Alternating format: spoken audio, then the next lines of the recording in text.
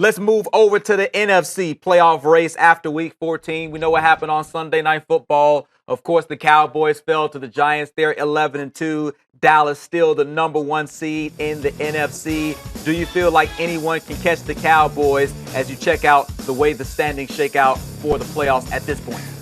No, I don't think so. I think with the Cowboys having a 2-game lead on the next team, which is Detroit, I don't think so.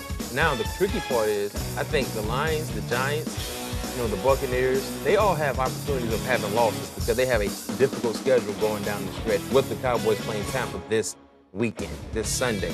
So I think the Cowboys, even if they have another slip-up, they're still in a good situation. Yeah, it certainly seems like the Cowboys are in the best position. And I think, too, the Cowboys will be able to bounce back.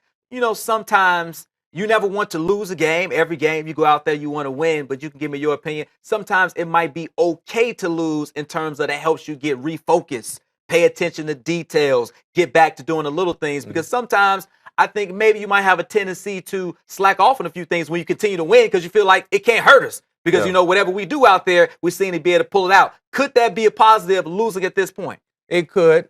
It also could be a negative because sometimes players or teams, when they hit that losing stride or they had a bad game, it's hard to overcome. Okay. So how will they bounce back from that game Sunday night against the Giants, especially with a young quarterback and a young running back in the backfield? So I didn't expect for them to be currently with only 2 losses. Right. I think they outkicked their coverage. No one saw that.